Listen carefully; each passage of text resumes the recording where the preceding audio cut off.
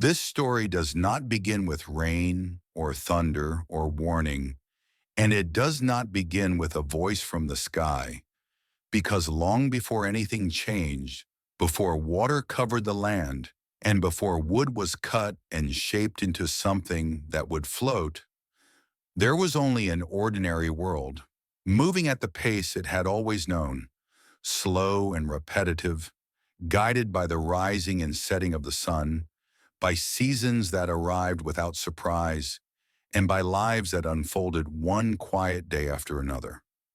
Noah lived inside that rhythm. He did not wake to urgency, nor to purpose that felt larger than himself. And when morning came, it did so gently, with light spreading across the land in thin, pale layers, touching stone, touching soil, touching the edges of simple shelters and the shapes of sleeping bodies. Warming nothing yet, only revealing what had already been there through the night. The air in the early hours still carried the coolness of darkness, and the ground held on to the memory of cold, even as the sky began its slow transition from shadow to color. His body rose as it always had, not suddenly, not fully at once, but piece by piece, awareness returning before movement, breath deepening before limbs stirred, the familiar weight of age present but not painful, simply noticeable, like the presence of a stone that had always been carried and whose shape was long known. He sat for a while before standing, letting the world finish waking around him, listening to the distant sounds of others beginning their own mornings, the soft movements, the low voices, the rustle of fabric and skin and earth. There was no sense then that this world was fragile. The land stretched out in patterns that had repeated for generations, fields worked by hands that remembered the motions better than the mind ever had, paths worn smooth by countless feet, trees that stood where they had always stood, offering shade in the same places year after year. Water flowed where it always had, in rivers that swelled and shrank with the seasons, but never disappeared, never overwhelmed, never threatened more than it nourished.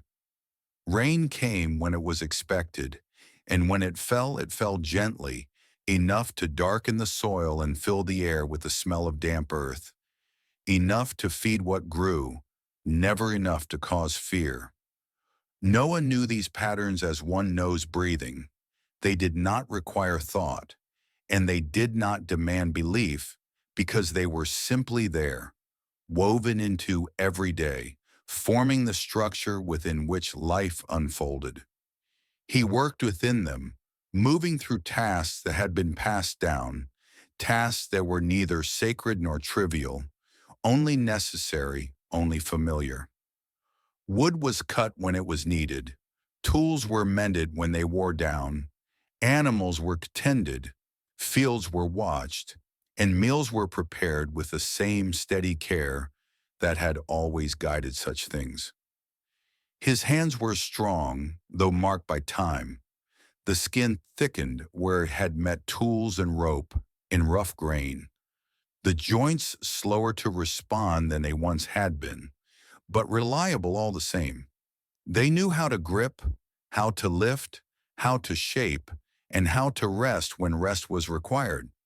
They moved not with urgency, but with confidence born of repetition, each motion fitting neatly into the next, forming a quiet continuity that stretched backward into memory and forward into expectation.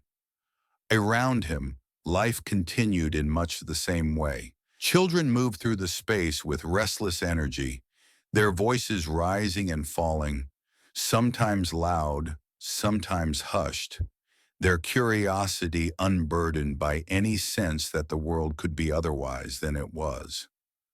Older people sat where the sun fell most kindly, speaking little, observing much, their presence anchoring the flow of time. a living reminder that days passed and yet returned again, altered only slightly, shaped more by age than by change. Noah was not a leader in the way stories would later make him one. He did not stand apart, and he did not speak more than others, nor did people gather to hear his thoughts. He was known, respected in the ordinary way, as one respects a man who works steadily and lives without excess, who listens more than he speaks, and whose presence does not disturb the balance of those around him. His life did not announce itself, and it did not demand to be remembered. And yet, even then, there was something about him that leaned inward. He spent long moments watching without appearing to watch, his gaze resting on the horizon, on the slow movement of clouds, on the way light shifted across the land as the hours passed. He listened not only to voices, but to silences, to the spaces between sounds, to the way the world seemed to breathe when no one was speaking. These moments were not unsettling. They were simply part of who he was, a quiet attention that required no explanation. At night, when darkness settled and fires burned low, he often remained awake longer than others, sitting near the fading warmth, feeling the heat against his legs, watching embers pulse and dim again, their glow steady and patient. The night air carried familiar sounds, insects, distant animals, the occasional movement of someone turning in sleep. Above him, the sky stretched wide and deep, stars scattered in patterns that had never shifted, or at least never shifted enough to be noticed within a single lifetime. Sleep came to him slowly but peacefully. When it arrived, it did not pull him under all at once, but moved in gentle waves, consciousness loosening its hold bit by bit, thoughts thinning, then dissolving, until only sensation remained, the weight of the ground beneath him, the warmth of nearby bodies, the steady rhythm of breathing that seemed to synchronize itself across the sleeping world. These nights were unremarkable.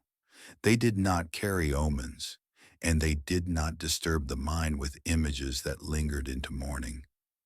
Dreams came and went, as they always had, fleeting and easily forgotten, leaving behind no residue of fear or wonder.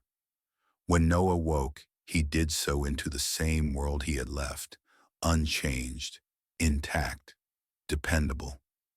Days followed nights, and nights followed days. Seasons passed, not abruptly, but with subtle shifts that were felt more than seen, a cooling of the air, a lengthening of shadows, a change in the angle of light. The land responded as it always had, plants growing and withering in their time, animals moving according to rhythms older than memory. There was no sense that these cycles could fail, no awareness that repetition itself might one day break. And it was precisely because of this steadiness, because of this deep and unquestioned continuity, that what came later would feel so heavy, so disruptive, so difficult to name. But none of that had happened yet. For now the world remained whole. Water stayed within its banks. Wood stayed rooted in the ground. The sky opened and closed without excess, and the earth accepted what it was given without resistance. People lived and aged and slept beneath familiar stars, believing without ever needing to say it aloud that tomorrow would look much like today. And Noah, sitting quietly among them, breathing in the night air, could not yet know that the rhythm he trusted was already preparing to change, that something unseen was gathering not in the sky, but within him, waiting for the right moment to surface, waiting to disturb the calm that had defined his life for so long. For now there was only the present, only the slow movement of time, only a world that still felt complete. The night it began did not announce itself. There was no storm gathering on the horizon, no sudden silence in the air, no disruption in the familiar order of things that might later be pointed to as the moment when everything changed. Darkness came as it always had, slowly, evenly, settling over the land like a practiced gesture, dimming edges, softening distances, folding the visible world back into something smaller and more intimate. Fires burned low, conversations faded into murmurs, and then into nothing at all, and bodies arranged themselves for rest with the same unthinking trust they had carried into every other night. Noah lay down among the others, his body heavy with the quiet fatigue of the day, his breathing steady, his thoughts already loosening their grip on form and sequence. Sleep approached him the way it usually did, not as a sudden loss of awareness, but as a gradual narrowing, the world growing simpler, flatter, reduced to sensation and warmth and sound. For a time there was nothing unusual in this, nothing that resisted the familiar descent, and yet somewhere beneath that soft collapse into rest, something remained alert. It was not a thought, not a fear, not even a feeling that could be named, but a presence, subtle and unmoving, like pressure held just below the surface of awareness. It did not push forward and it did not recede. It simply waited, patient and indistinct, as sleep continued to deepen around it. The dream, when it came, did not arrive with images. There were no faces, no places, no clear scenes unfolding in sequence, and no voice that spoke words or offered explanation. Instead, there was only a sense of weight, vast and surrounding, as though the space Noah occupied had thickened, as though the air itself had become heavy enough to rest upon his chest. He was not struggling to breathe, and he was not afraid, but the sensation was unmistakable, a pressure that demanded attention without demanding action. Within that weight, something moved, not quickly and not violently, but steadily, with a persistence that felt both distant and intimate at once. It was the movement of water, though not the water he knew, not the water that flowed along familiar paths or gathered in predictable places. This water did not belong to a river or a rainstorm. It was everywhere and nowhere, surrounding without touching, present without form. He did not see it rise. He felt it, a slow encroachment, an inevitable approach, like a tide that had all the time in the world and no need to hurry. There was no panic in this awareness, no sense of being chased or overwhelmed, only the deep certainty that what was moving could not be stopped, and that it was not moving by accident. The sensation carried with it no instruction. There was no command, no demand for action, no clear direction that might have turned this experience into something manageable or useful. It was simply a knowing, heavy and unresolved, settling into him as sleep continued to hold his body still. The weight pressed and waited and pressed again, as though testing how much he could carry without waking. When he did wake, it was not abruptly. His eyes opened into darkness, the fire long reduced to embers, the shapes of those around him barely distinguishable from the shadows. His body remained still for a long moment, his breathing unchanged, his heart calm, as though nothing had happened at all. And yet the sensation remained, faint but unmistakable, like the after image of a bright light when the eyes are closed, or the echo of a sound that lingers after silence has returned. He lay there listening. The night sounded exactly as it always had. Insects moved through the darkness, distant animals called and answered one another, and the steady breathing of sleepers rose and fell in quiet unison. There was no external sign that anything had shifted, no mark left on the world that might confirm the strangeness of what he had felt, and still, he did not go back to sleep. His mind, usually willing to drift, remained held in a gentle tension, circling the sensation without grasping it, returning again and again to the same indistinct impression of weight and movement. He did not try to interpret it, and he did not search for meaning, because there was nothing yet to interpret, nothing solid enough to examine. The experience resisted language, resisted shape, resisted any attempt to pull it fully into waking thought. By morning, the feeling had softened, though it had not disappeared. Light returned to the world, revealing the same land, the same people, the same patterns of life unfolding without hesitation. Noah rose with the others, moved through the motions of the day, ate when it was time to eat, worked when work was needed. His hands performed their tasks without error, guided by memory and habit, while his attention remained slightly withdrawn, as though a part of him were still listening inward. He said nothing. There was no reason to speak, no clear story to tell, and no desire to burden others with something so vague, so incomplete. He carried the experience quietly, turning it over without turning it into words, letting it rest alongside the familiar rhythms of the day. But the sensation did not leave him. As the hours passed, it returned in subtle ways, surfacing in moments of stillness, in the pauses between tasks, in the spaces where his mind was least occupied. The weight would press again, gently, insistently, reminding him of its presence without clarifying its purpose.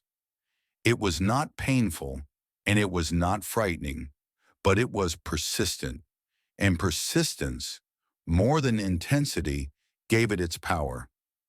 That night when sleep came again, the sensation returned more clearly, still without images, still without words, but deeper, closer, as though whatever had first touched him were now less cautious, more willing to be felt.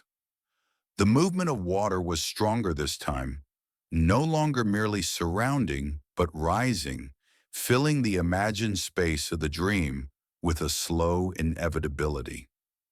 He felt the lift, the displacement, the quiet dominance of something that did not negotiate or retreat. Again, there was no instruction, only the weight and the certainty that what was being shown was not a moment, but a process, something that would unfold over time, according to its own logic, indifferent to human readiness. When Noah woke the second time, he did so with a clearer awareness that this was not an isolated experience. Something had begun, and though he did not yet know what it would demand of him, he understood, in the wordless way one understands approaching weather or the onset of age, that it would not simply fade. The sensation had taken its place within him, settling not as fear, but as a presence that would return again and again until it was acknowledged. Still, he said nothing. Days continued to pass, outwardly unchanged, while inwardly a quiet division began to form, separating what was seen from what was felt, what was lived from what was known without being understood. Noah moved through the world with the same steady demeanor he had always carried, but beneath that steadiness, something waited, patient and unresolved, like water gathering beyond the edge of sight. The vision had not explained itself. It had only arrived, and it would come again. After the second night, Noah stopped expecting the sensation to leave him. He did not name it because names implied boundaries, and whatever had entered his awareness refused to be contained by language or definition. It did not behave like a memory that faded with time, nor like a fear that sharpened with attention. Instead, it settled into his days with the quiet persistence of something natural, something that belonged, like the awareness of one's own breath or the slow ache of age that never truly disappears, but becomes part of the body's background. The world, meanwhile, continued as it always had. Morning followed morning, light spreading across the land in familiar patterns, revealing fields, paths, faces, and tools exactly where they were expected to be. People spoke of ordinary things, of weather, of work, of small concerns that rose and fell within the boundaries of a single day. Laughter still surfaced where it always had, and arguments still faded as quickly as they began. Nothing in the visible world acknowledged what was quietly unfolding within him, and yet the vision returned. Not every night and not always with the same intensity, but often enough that it could no longer be dismissed as coincidence or momentary disturbance. Sometimes it came in sleep, pressing into dreams that otherwise would have dissolved into forgetfulness, and sometimes it arrived while he was awake, emerging in moments of stillness, when his hands paused and his attention drifted inward without intention. It never brought clarity. There were no explanations layered onto the sensation, no new elements added that might have helped him assemble meaning from repetition. The weight remained the same, heavy but not crushing, present but not urgent. The movement of water remained slow, inevitable, indifferent to resistance or plea. It did not threaten and it did not warn. It simply existed, asserting itself through persistence rather than force. Noah learned gradually to live alongside it. He did not attempt to push it away, and he did not surrender himself fully to it either. Instead, he allowed it to occupy a quiet place within him, neither central nor ignored, a presence acknowledged without being indulged. This balance came not from decision, but from necessity, because daily life continued to demand his participation, and the vision, for all its weight, offered no guidance on how it should alter his actions. He worked as he always had. Wood was cut and shaped, tools were repaired, animals were tended with steady hands and calm attention. His movements remained deliberate and efficient, guided by habits formed long before the vision had appeared. To anyone watching, there was no visible difference in him, no sign that his inner world had shifted in any meaningful way. But internally, time began to feel different. Days no longer passed as a seamless flow, indistinguishable from one another, but acquired subtle texture, marked by the return of the sensation, by the quiet anticipation of its next appearance. He did not wait for it with dread, but with a subdued attentiveness, as one listens for distant thunder long before a storm arrives, aware that something is gathering without knowing when it will break. Sometimes during long stretches of silence, he would sit and simply observe the world around him, letting the vision hover at the edge of awareness while his eyes traced familiar details. The way light moved across the ground as the sun climbed higher, the small insects that navigated the air with purpose invisible to human understanding, the slow, almost imperceptible movement of clouds across the sky. In these moments, the weight within him seemed to echo the weight of the world itself. The land felt older, deeper, more patient than he had ever considered, carrying histories far beyond the span of a single life. Water, too, took on a different presence in his perception. Rivers no longer appeared merely as boundaries or resources, but as moving bodies with their own momentum, their own memory, their own quiet authority. He watched them more closely now, noting how they filled space, how they adapted to obstacles, how they never stopped moving even when they appeared calm. Still, he spoke to no one. There was an instinctive understanding that whatever this was, it required time, not discussion.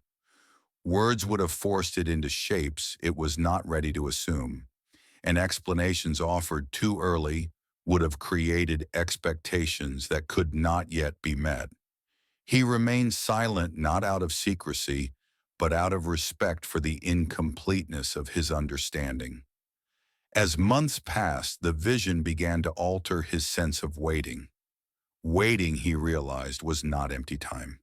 It was not an absence of action, nor a pause between meaningful moments, but a state in itself, a condition that demanded endurance rather than resolution. He had waited before, for seasons to change, for wounds to heal, for children to grow. But this waiting felt different because it was unanchored from outcome. He did not know what he was waiting for, only that waiting itself had become part of his life. At night, sleep grew lighter, not restless, not disturbed, but attentive, as though some part of him remained alert even as his body rested. Dreams came and went, often uneventful, but beneath them the weight persisted, steady and unyielding. The movement of water grew more familiar, no longer startling, but deeply present, filling the inner landscape with its slow advance.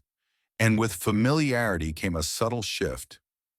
The vision began, slowly, to feel less like an intrusion and more like a responsibility, though he still did not know what form that responsibility would take. It was not yet a call to action, but it was no longer passive. It demanded acknowledgement, patience, and a willingness to remain open to whatever might eventually emerge from its repetition. The world outside continued to offer no confirmation. Rain fell when it was expected, lightly and briefly. Rivers rose and fell within their usual bounds. The sky opened and closed without excess. Nothing suggested that the balance of things was in danger. Nothing hinted that the rhythm of life was nearing disruption. And yet within Noah, the certainty grew that this balance was temporary, not fragile, but finite. He did not interpret this certainty as doom, nor did he attach judgment to it. It felt less like a warning and more like an observation, a recognition that cycles, no matter how stable they appear, eventually give way to transformation. The vision did not condemn the world. It simply acknowledged change as inevitable. This understanding did not bring peace, nor did it bring fear. It brought patience.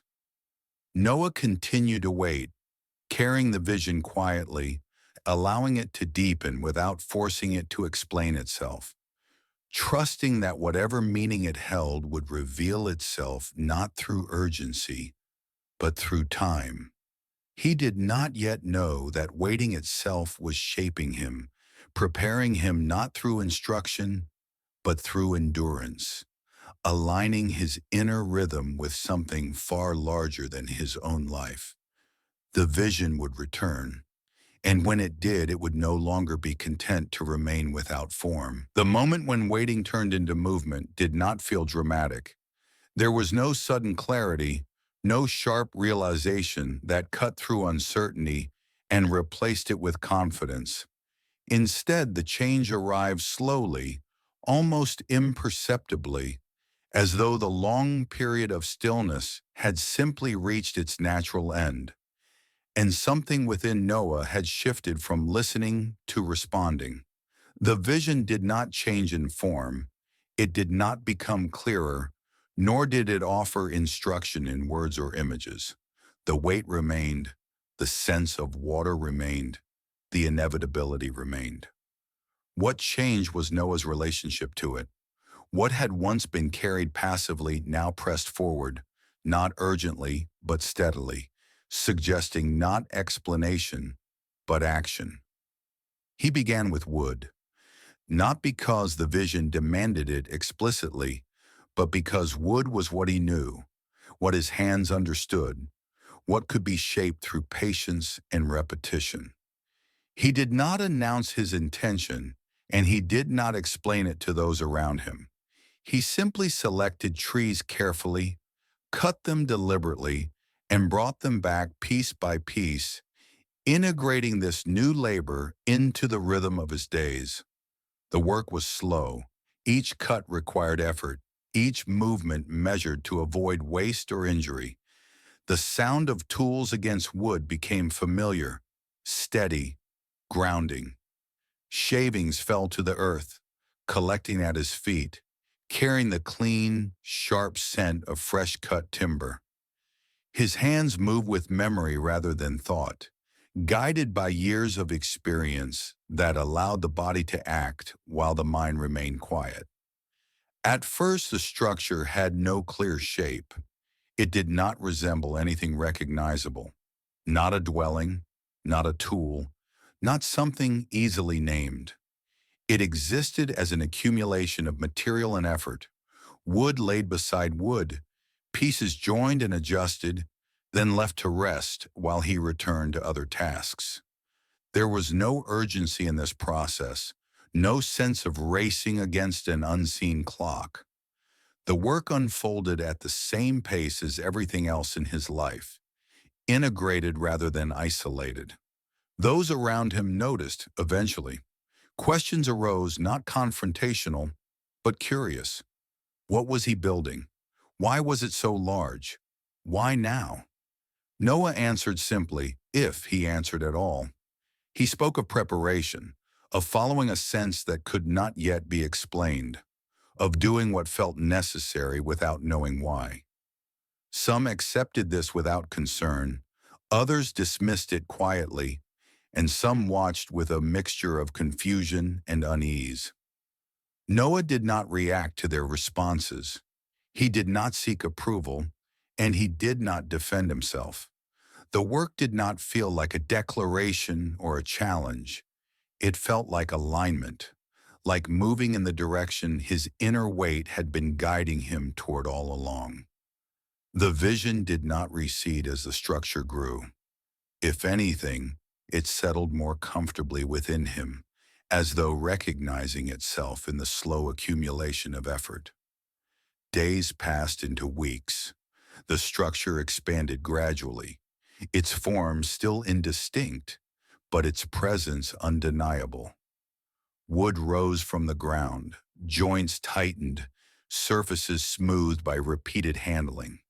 The sound of work became part of the landscape, as natural as wind or water, no more intrusive than the ordinary activities that surrounded it.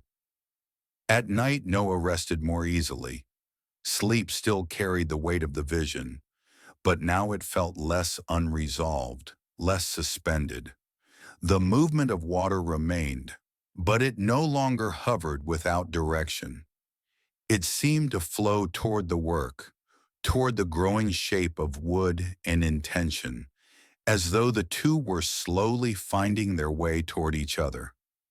The world around him remained unchanged. Rain fell lightly. Rivers stayed within their bounds. The sky offered no sign of excess.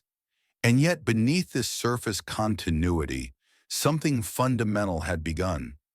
A line had been crossed, not marked by sound or spectacle, but by commitment, by the quiet decision to act without certainty, to build without full understanding. Noah did not know how long the work would take. He did not know what it would ultimately become, but he continued, because waiting had taught him patience, and patience now had become motion. The first rain did not feel different. It arrived the way rain always had, with clouds gathering gradually, light dimming slightly, the air cooling just enough to be noticed. When the drops began to fall, they struck the ground softly, darkening the soil, releasing the familiar scent of wet earth that had always followed water from the sky. No one reacted with surprise. No one looked up in alarm. Rain was expected. Rain belonged. Noah stood still for a moment, letting the drops settle on his skin, listening to their sound as they struck wood, stone, leaves. The vision stirred within him, not sharply, not urgently, but with a subtle recognition, as though something long anticipated had finally taken its first step into the visible world. The rain continued. Hours passed, and the sound did not fade. It remained steady, patient, unbroken. Water gathered in shallow places, then spread, filling low ground, softening paths, changing the texture of the land without yet altering its shape. People moved more slowly, adjusted their routines, waited the rain to pass as they always had. But it did not pass. Night came, and the rain remained. Fires burned lower, protected where they could be, their smoke heavy in the damp air. The sound of water became constant, no longer a background element, but the dominant presence, a soft but relentless rhythm that filled every pause, every silence. Sleep that night was different. The rain threaded itself through dreams and waking moments alike, its sound blurring the boundary between rest and awareness. Noah lay listening, feeling the weight of the vision press closer, no longer distant, no longer symbolic. The movement of water he had felt so many times before was now mirrored in the world around him, slow and persistent, indifferent to comfort or routine. By morning, the land had changed, not dramatically, not yet, but unmistakably. Water stood where it had not stood before, pooling in familiar spaces, reflecting a sky that remained closed and heavy. Rivers moved faster, their edges less defined, their voices louder. The ground yielded underfoot, saturated and unstable, as though the earth itself were beginning to loosen its hold. People spoke in quieter tones. Concern replaced curiosity, though panic had not yet arrived. Rain was still rain. Flooding had happened before. Briefly, locally, it would recede. It always had. Noah did not argue. He continued to move calmly, guiding his family, tending to the structure he had built, feeling the alignment between inner knowing and outer reality grow tighter with each passing hour. The rain did not frighten him, but it confirmed what he had carried for so long without proof. The world was shifting. Day followed day, and the rain did not stop. Water rose gradually, not in sudden waves, but in steady increments, claiming ground piece by piece. Familiar paths disappeared beneath shallow currents. The boundary between river and land dissolved. Sound changed as well, becoming fuller, heavier, the constant presence of moving water reshaping the way silence felt. And still, there was no moment of chaos, only realization. The vision had not been warning of destruction, but of transformation, of a world surrendering its old shape in order to take on a new one. Noah felt this not as triumph and not as fear, but as responsibility, heavy and quiet, settled deep within his chest. As the rain continued, the structure of wood waited, and the water kept coming. When night returned, it did not bring darkness in the way it once had. The sky remained heavy and low, its boundaries blurred by mist and rain that no longer fell sharply, but drifted and settled, softening everything it touched. The world had become smaller, reduced to what could be heard and felt rather than seen. Water surrounded what remained above it, moving slowly, endlessly, without urgency or pause. Noah rested within the wooden structure, its surfaces damp but steady, its presence solid beneath his hands and feet. The work that had once felt unfinished now felt complete, not because it was perfect, but because it was sufficient. The wood held. It creaked softly with movement, responding to water and weight as living material always did, adjusting rather than resisting. Inside, life was quiet. Breathing filled the space, steady and rhythmic, rising and falling in uneven harmony. Animals shifted occasionally, their movements slow, subdued, their awareness tuned to the same persistent motion that surrounded them. There was no panic here, no sharp fear. The water had already done what it would do. Now there was only endurance. The night stretched. Time no longer passed in familiar measures. There was no clear distinction between hours, no visible markers of progression. The sound of water erased such boundaries, turning moments into an unbroken continuum. Noah remained awake for long periods, not because sleep avoided him, but because awareness felt necessary, as though witnessing this passage mattered, even if there was nothing left to influence. The vision did not return, not as it had before. Its work was done. What had once been a weight pressing inward had become reality, no longer requiring repetition or reminder. The water was here. The waiting had ended. And with that ending came a strange calm, deeper than relief, quieter than acceptance.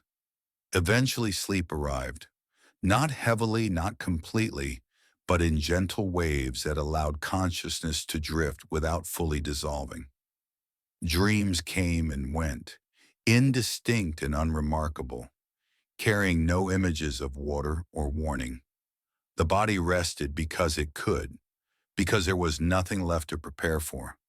When light finally returned, it did so tentatively. The sky had lifted slightly, its gray thinning into pale layers that allowed brightness to seep through without warmth. Noah opened his eyes to a world that felt paused, suspended between what had been and what would follow.